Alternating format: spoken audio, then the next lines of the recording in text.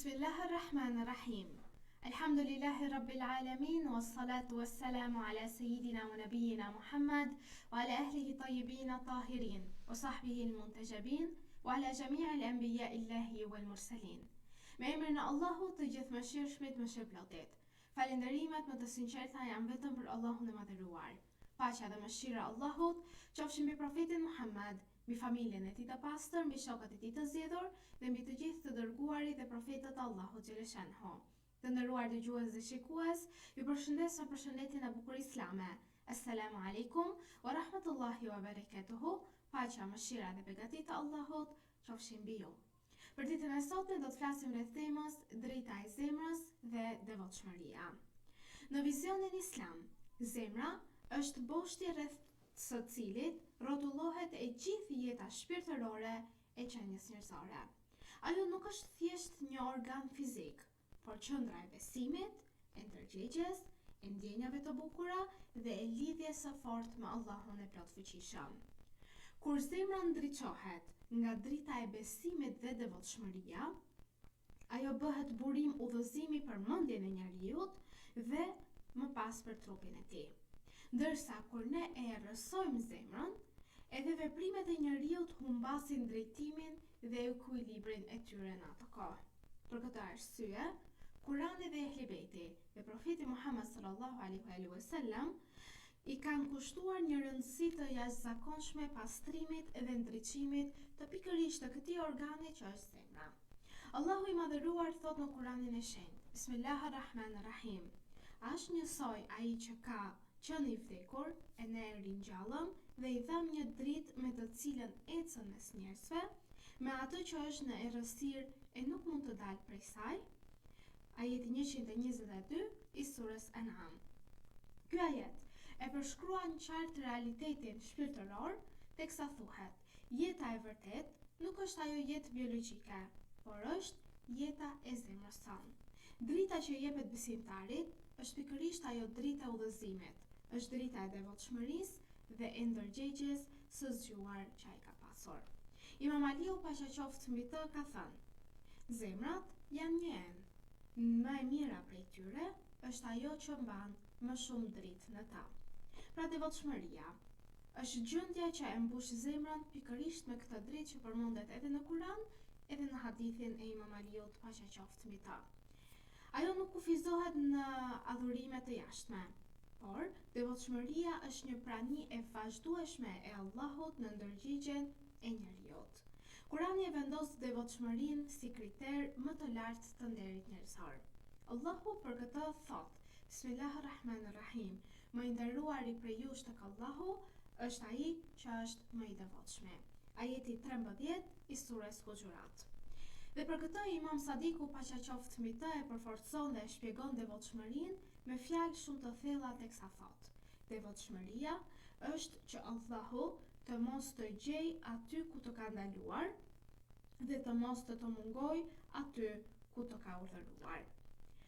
Kjo thënie tregon se devotshmëria, të nderuar dëgjues dhe shikues, është një vetëdije e brendshme që ndriçon zemrën e njeriut dhe e bën njeriun të përgjegjshëm edhe në vetminë e tij.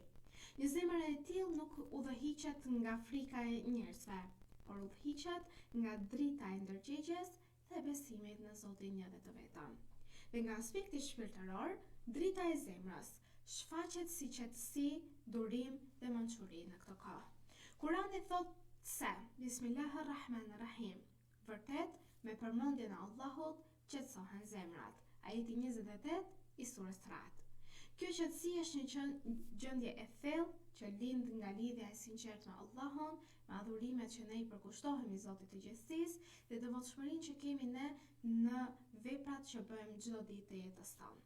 Imam Aliu paqja qoftë mbi të ka thënë: kujt i ndriçohet zemra nga devotshmëria, i qartësohet rruga e së vërtetës.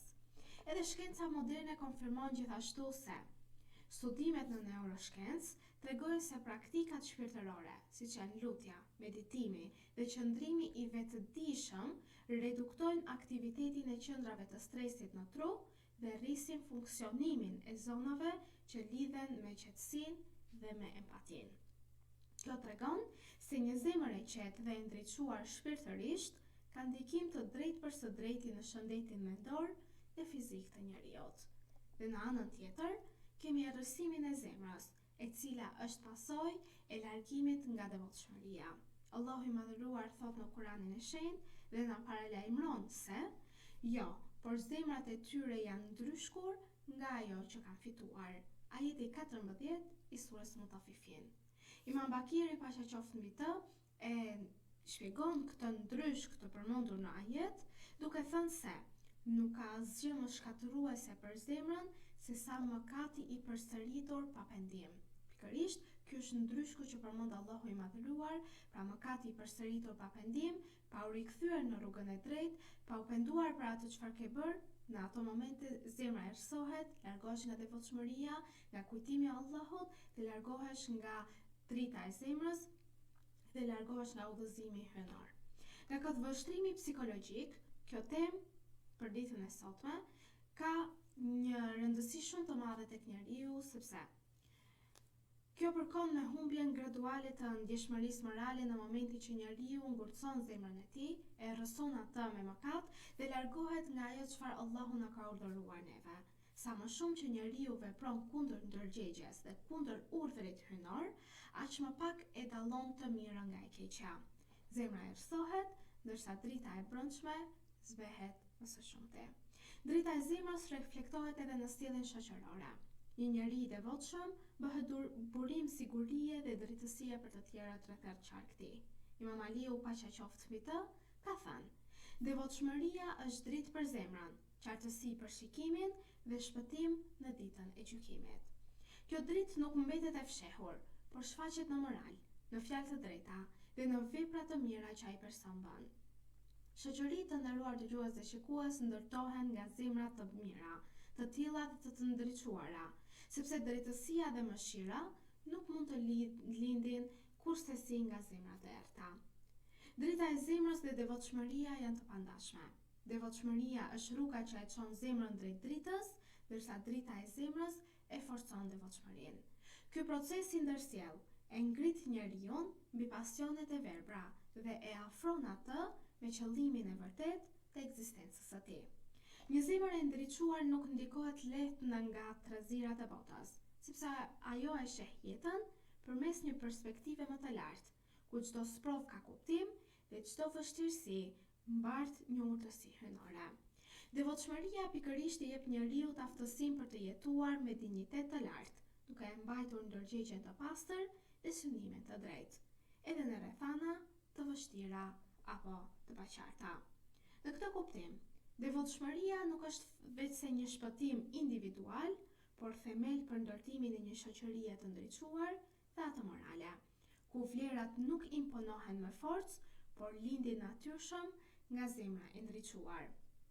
Një zemër e devotshme nuk është e mbyllur në vetvete, por rrezaton mirësi, drejtësi dhe mëshirë në marrëdhënie me të tjerët. Siç ka thënë dhe Imam Aliu, paqja qoftë mbi të, zemra që ndriçohet nga devotshmëria nuk humbet kurrë rrugën e saj. Allahu na ndihmoft dhe na udhëzoft në çdo hap të jetës tonë në këtë botë. Qofshim për atyre të cilët dëgjojnë fjalën e Allahut xhaleshanhu.